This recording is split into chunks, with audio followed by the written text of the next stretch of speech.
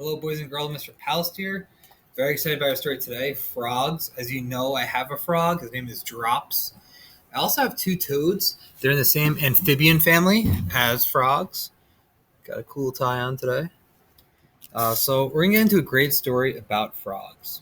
Frogs, all about their life cycle, five senses, habitat, and more. There was just so much information in the story. See the life cycle right there. Okay. Frogs are amphibians, animals that live in water and on land. Even when living on land, frogs don't drink water. Instead, they soak water into their bodies through their moist skin. Frogs look like frogs only part of their lives. For the first part of their lives, they don't have arms or legs and they look more like fish. Newborn frogs, called tadpoles, live underwater and even have gills like fish. But something strange and wonderful happens as they become adults. They lose their gills, grow arms and legs, and come on land as frogs. That is fascinating.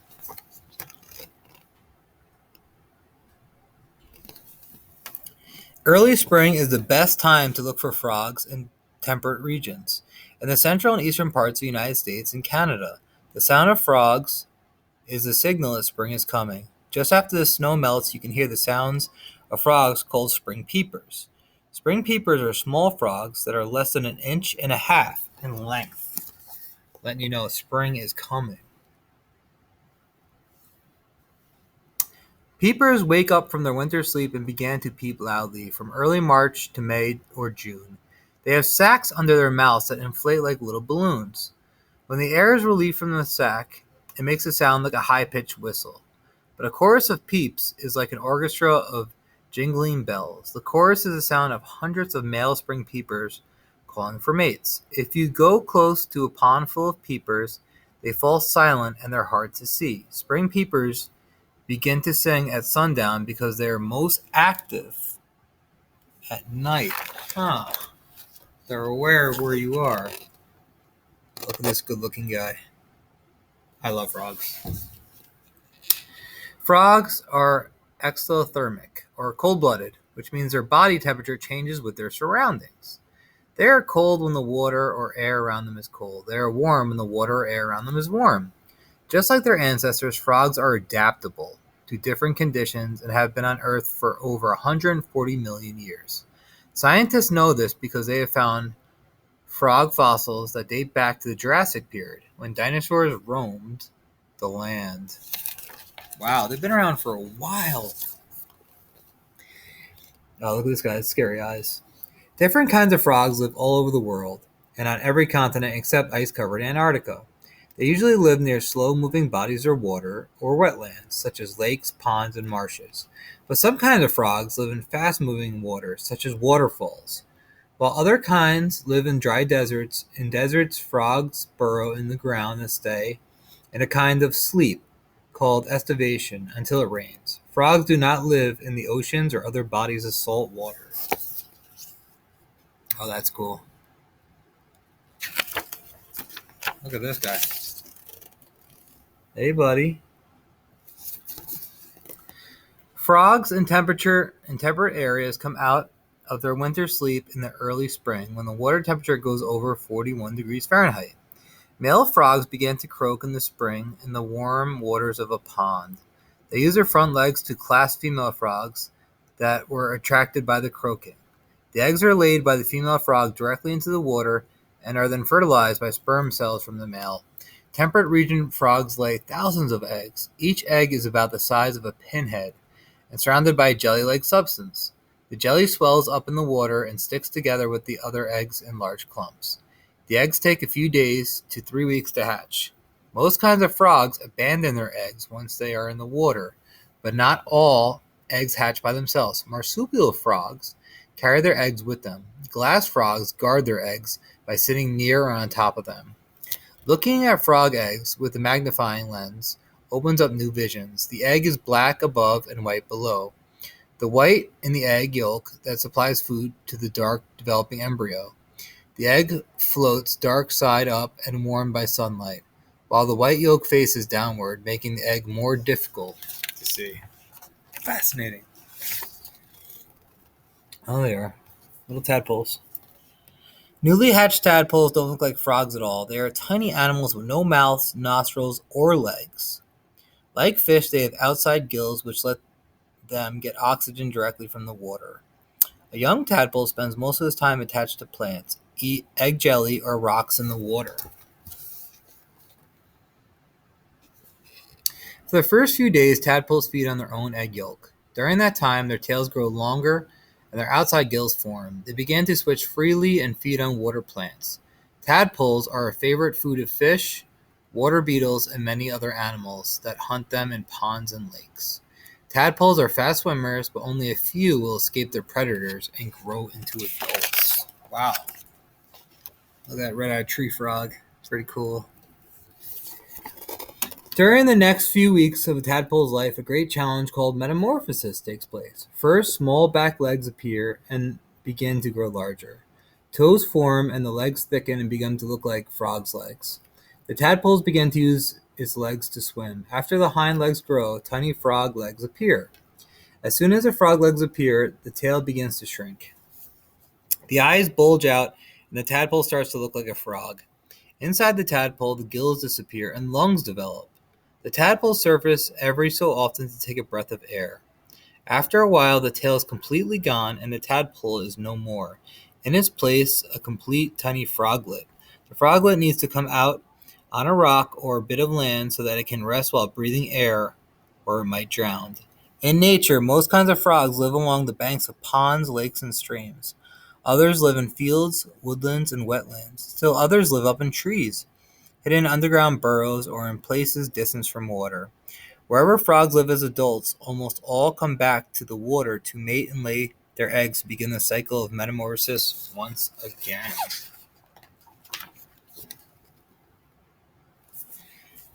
Like most animals, frogs have five main senses: sight, sound, touch, taste, and smell. Frogs have good eyesight. They will snap at any small moving object they see. Their eyes bulge out from their heads so they can see forward and backward and sideways all the time. When a frog floats just below the surface of the water in a pond, its eyes are like the periscope of a submarine. It's on the lookout above the water for food or enemies. The frog is well camouflaged in this position and can barely be seen from above or below. The size and movement of an object is important to a frog. Frogs do not snap at objects that are too large or not in motion. For example, frogs snap at insects that buzz near them.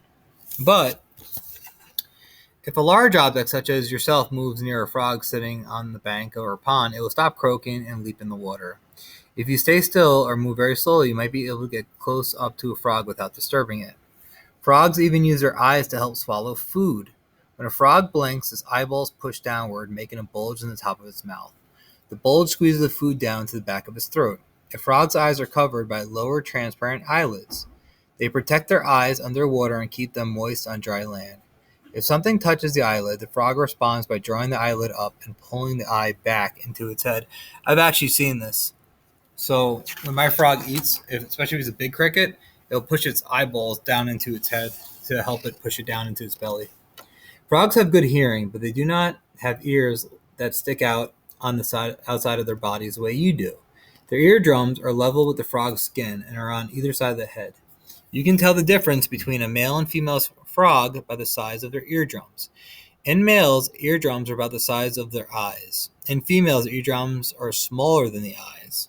Hearing is important to frogs. Male frogs attract female frogs with croaking sounds. Frogs also have a sense of touch. Stroke a frog's skin very gently with the tip of a blade of grass. It may not move, but poke it with a finger and the frog will jump away. Frogs have a touch-sensitive lateral line along their bodies. When frogs swim in a river, they pick up the pressure of the rushing water on their lateral lines and respond by swimming against the current. Frogs can also sense temperature change in dry conditions through their skin. If a frog, oh, that is an awesome picture, sits in the sun for too long, it just hops away in the shade or takes a dip in the cool water. Frogs have other senses as well. When a frog puts bitter insects in its mouth, such as acid-producing red ants, it will spit them out quickly. Frogs use their sticky tongues to catch and swallow insects. Unlike yours, A frog's tongue is not attached to the back of its mouth. A frog's tongue is attached to the front of its mouth, which allows a frog's tongue to reach out much further than your tongue. That is cool. I've seen that, but it's very fast. Oh, look at that jump. So think about how you would describe one thing a frog does, and you might say frogs jump. A frog's hind legs are its power legs. When a frog is at rest, it folds its hind legs underneath and against its body. When it's going to jump, the muscles tense and the frog pushes its hind legs against the ground and launches into the air. The frogs travel several feet in the air and lands first on small front legs. How far can a frog jump? Most kinds of frogs can jump far, but some are world champion jumpers. Leopard frogs can jump at least 30 times their body length, which means they can make jumps of over 10 feet. Small tree frogs can jump 50 times their body length. That is a person jumping from one end of the football field to the other in a single bound. Flying frogs of Asia have webbed feet that they use as parachutes to glide from one tree to the next. Jumping is a good way of catching prey and can help frogs escape from an enemy. Frogs swim using their powerful hind legs. Naturally, they do the frog kick when swimming. They fold their hind legs close to their bodies and stretch out quickly. 5 long toes on each foot are connected by webbing. Their webbing feet act like paddles pushing against the water. It's no wonder we call military-trained underwater divers frogmen. Wow. This guy. But early autumn, leopard frogs and bullfrogs appear at the edges of ponds and streams. Temperatures soon start to drop as the days grow shorter. Winter is coming. Before the ponds freeze over, the frogs go into the water and begin their winter sleep called hibernation. Hibernation is when an animal slows down its breathing and body movement so it can live through the cold winter by using the energy stored in its body. During hibernation, a frog's eyes are covered by the transparent lower lid. It doesn't respond easily to touch. In temperate regions, most kinds of frogs hibernate.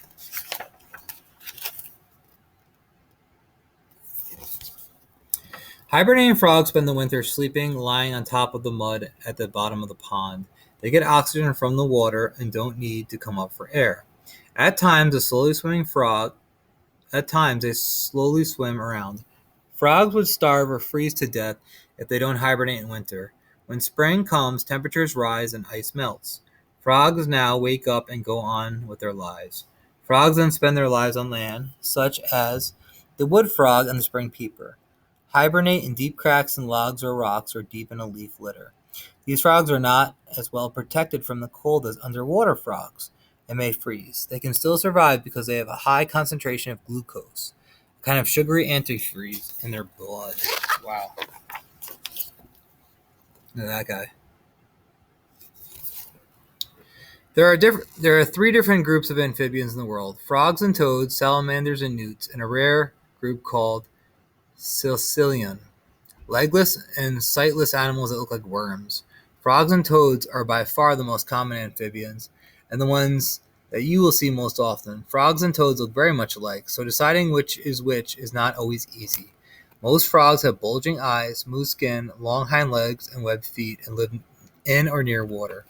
Most toads live on land, have dry skin with warts, and stubby bodies with short hind legs, and are less active, but some frogs don't live near water and have no webbing. Some toads have smooth skins. The word frog is sometimes used for both frogs and toads. Most people say frogs when they're talking about a member of a family called Randidae, which includes leopard frogs, bullfrogs, green frogs, pickered frogs, and wood frogs. They're sometimes called true frogs because their body forms and their life stories are so similar. True toads are members of the family called Biphodidin, and they are poison glands behind their eyes. The poison is a milky white toxin that toads squeeze onto the surface of their skin when threatened. When swallowed, the poison is dangerous to dogs, cats, and even humans. So they have poison. Okay. Here are some common frogs found in temperate regions. Leopard frogs are mostly green and brown with a white underside. They are named leopard because of the dark spots across their backs. They were once the most abundant frog in North America, but they are far fewer in number since 1970 because most environmental regions, such as acid rain and destruction of habitats. Bullfrogs are the largest frogs in North America. The females are larger than the males and grow up to 8 inches in length. They spend their lives in and around water. They are green above and white or cream colored underneath. Bullfrogs live alone and are very territorial. They rarely meet except to fight or mate. The females lay as many as 20,000 eggs in huge sheets attached to underwater plants. Wood frogs have a black band that stretches past both eyes to the eardrums and looks like a bandit's mask. They are one of the first kind of frogs to wake up and breed in early spring. Sometimes when the pond is still partly frozen, the frogs sound like quacking ducks and can be heard from far away. After a few days of breeding, the eggs are left in masses in the pond, and the adult frogs go off into the woods. They will return to lay eggs again the following spring. Here are some unusual frogs from around the world. Darwin's frogs live in cool forest streams of South America. They are small and green and don't look unusual, but they have very odd breathing behavior. The females lay about 3 dozen eggs, and the males guard them for a few weeks until they are ready to hatch. Then the male Darwin frog carries around the developing tadpoles in his vocal pouch. When the tadpole develops into tiny frogs, they are spat out of the water and they swim away. Poison dart frogs are a family of some of the most beautiful colored frogs in the world. Depending on the particular species, these frogs can be red, blue, green, yellow, gold, or a mixture. Their exotic colors and patterns warn other animals not to eat them because they are poisonous. The males are great parents, carrying both eggs and tadpoles on their back. Amazon horned frogs are about the size of a grapefruit and much bigger than the frogs in the ponds near you. These big and round frogs are found in marshes and swamps in the rainforest and Amazon basin. They hide in the leafy litter in the forest so that only their heads stick out. They will eat any small animal and even try to eat animals that are too big to swallow whole. That's why they're sometimes called Pac-Man frogs. All right, we're going to stop here for today. I hope you enjoyed your story on frogs. Let's see.